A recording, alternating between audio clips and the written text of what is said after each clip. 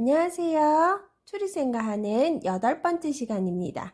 오늘은 요양보호사의 직업윤리에 대해서 배워보도록 할게요. 직업윤리란 무엇이냐? 개인의 자질이나 능력과 관계없이 직업인으로서 마땅히 지켜야 하는 도덕적 가치관, 사회적으로 요구되는 행동 규범이에요. 맞죠? 윤리가 도덕적 가치관이면서 사회적으로 요구되는 행동 규범인데 직업윤리라고 했으니까 직업인으로서 마땅히 지켜야 하는 도덕적 가치관에는 어떤 것들이 있나 우리 한번 살펴볼게요. 요양보호사의 직업윤리에는 이제 원칙이 있어요. 어떤 원칙을 가지고 있냐? 요양보호사와 제일 가까운 분이 바로 대상자죠. 우리 대상자분을 차별 대우하면 됩니까? 안 됩니다. 대상자의 자기 결정권을 어떻게 해드리겠어요? 최대한 존중해 드려야 돼요. 그리고 대상자를 학대하시면 안 돼요. 그리고 학대를 발견하면 우리 어떡하라 그랬어요? 신고. 어디 신고할까요? 자, 공부했는 거 기억나실까요? 요양보호사는 학대받는 노인을 보면 노인 전문기관이나 경찰서에 신고해야 한다. 신고하지 않으면 500만 원 이하의 과태료가 있다. 배우셨죠? 대상자와 요양보호사는 수직적 관계를 유지하나요? 아닙니다. 상호 대등한 관계를 가지셔야 되고요. 대상자로부터 물질적 보상 받으시면 안 됩니다. 월급 나오잖아요. 따로 받으시면 안 돼요. 지문에 받았다가 나중에 보호자한테 다시 돌려준다. 이런 거면 틀려요.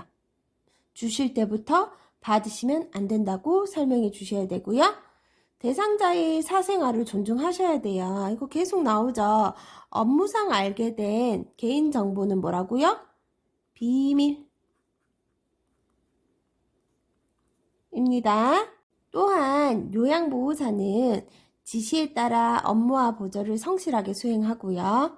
업무의 경과와 결과를 시설장 또는 관리 책임자에게 뭐 하신다고 하셨어요? 보고. 중요하죠. 계속 나오죠. 보고하는 거예요. 판단하지 말고 보고하는 걸로. 누구에게? 시설장 또는 관리 책임자에게 계속 보고하는 게 나올 거예요.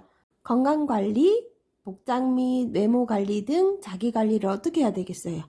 철저하게 한다라고 나와 있어요. 맞죠? 사복 입고 가고 막 그러는데 막 머리를 엉망진창으로 해간다든지 그러면은 좋아 보이지 않겠죠.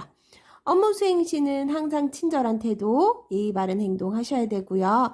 업무와 관련하여 대상자의 가족이나 의사, 간호사, 사회복지사, 같이 일하는 사람들과 어떻게 해야 돼요? 적극적으로 협력하셔야 됩니다. 요양보호사의 윤리적 태도 또한 윤리적 원칙과 크게 다르지 않습니다. 원칙을 알고 지켜주실 때 윤리적 태도로 나올 수 있을 것 같네요. 대상자를 하나의 인격체로 존중한다. 그죠? 차별 대우하지 않는다. 자기 결정권을 최대한 존중한다 했어요. 대상자를 하나의 인격체로 존중하십시오. 요양보호사로 종사하게 된 동기를 점검하며 겸손한 태도를 유지해주세요. 맞아요. 오래 일하다 보면 조금 거만해지는 부분도 있어요. 요양보호사뿐만이 아니죠. 그거는. 그러니까 처음 마음 점검해가지고요. 겸손한 태도를 유지하도록 노력해 주셔야 됩니다. 대상자의 건강과 일상생활에 직접적인 영향을 미치기 때문에 성실하고 침착한 태도로 책임감을 가지고 일을 해야 되고요. 업무와 관련된 모든 직업인과 상호 협조 및 조화를 이루셔야 돼요. 맞죠? 아까 전에 업무와 관련해서 대상자의 가족, 그리고 의사, 간호사, 사회복지 등과 적극적으로 협력한다는 게 또 원칙에 있었어요. 계속 반복되는 거예요. 업무 수행에 필요한 교육 훈련 프로그램에 적극적으로 참여, 지속적으로 학습, 자신을 개발해요. 맞아요. 계속 시대는 바뀌고 있어요. 그러면은 교육받고 개발하셔야 돼요. 요것도 윤리적인 태도에 속하니까 잊어먹지 마세요. 업무 수행에 필요한 교육 훈련 프로그램에 적극적으로 참여하는 등 지속적으로 학습하고 자신을 개발하는 거예요. 상호 신뢰감 형성하기 위해 친절하고 예의 바른 태도, 바른 몸가짐과 언어생활. 몸가짐과 언어생활. 그죠? 아까 나왔죠? 항상 친절한 태도, 예의 바른 행동, 건강관리, 복장 및 외모 등 자기관리 철저라고 나왔죠? 똑같은 말이 계속 나와요. 친절하고 예의 바른 태도, 바른 몸가짐과 언어생활. 상호 신뢰감을 형성하기 위해 친절하고 예의 바른 태도, 바른 몸가짐과 언어생활. 맞아요. 업무 수행 시 항상 친절한 태도, 예의 바른 행동을 하자고 했죠. 사생활은 뭐 어떻게 될지 모르지만 이제 일하러 왔잖아요. 내가 누구 돈을 받고 일하러 왔는데 내 성격, 내 태도 고쳐서 일하셔야 돼요. 저도 일하러 가면 사람들이 너무너무 친절해가지고 집에 가서 어떻게 할지 너무너무 궁금하대요. 비밀입니다. 다음과 같은 행위를 하지 말고 법적, 윤리적 책임을 다한다. 뭐 해놨어요? 앞에 별표 해놨죠. 법적, 윤리적 책임을 다한대요. 그럼 이거 법적, 윤리적 책임이 있는 거죠? 그럼 잘 봐두셔야 된다. 이 말입니다. 감독자에게 알리지 않고 근무지를 비우는 행위. 맞죠? 대상자한테 내가 오늘 못 간다고 했는데 안 됩니다. 감독자에게 알리셔야 됩니다. 할당된 장소에서 근무를 거부. 할당된 장소에서 근무를 거부할 수 없어요. 이렇게 되면 하기 싫은 사람은 다 똑같이 하기 싫어요. 그죠? 복지 용구를 판매 또는 대여하거나 알선하는 행위. 알선하시면 안 됩니다. 본인 부담금을 할인, 추가 부담, 등급 판정 또는 장애 인정 신청을 유도하는 행위는 하시면 안 돼요. 그냥 당연한 것들인데 뭐 나쁜 의도로 뭐 한 게 아닌데 라고 점점점 하시면은 좀 곤란해요. 알고 계셔야 돼요. 이런 행위 하시면 안 된다는 거. 대상자의 사적 사생활을 내부로 발설. 아까 뭐라 그랬죠? 업무상 알게 된 비밀, 사생활 존중 하셔야 된다고 했죠. 타인의 근무를 대신하거나 자신의 근무를 대신해달라고 요구하는 행위. 안 되죠. 당연한 건데 친구들도 숙제 대신해주면 안 되는데 직업이잖아요. 대신해주면 안 되는 거예요. 봐보세요. 감독자에게 알리지 않고 근무지를 비우는 행위 안 되죠. 그러면 이것도 당연히 다 안 되는 겁니다.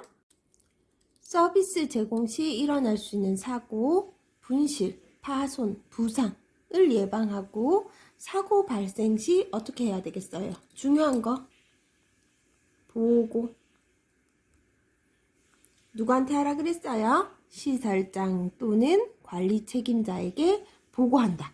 중요한 말이에요. 판단하지 말고 일단 보고 먼저 한다고 생각하시면 돼요. 전문가의 진단이 필요한 사항은 판단, 조언하지 말아야 된다. 나오죠? 판단, 조언하지 말고 어떻게 해야 되겠어요? 네, 또 보고 하시면 됩니다. 혈압이 높으니까 약 드셔야 될 것 같아요.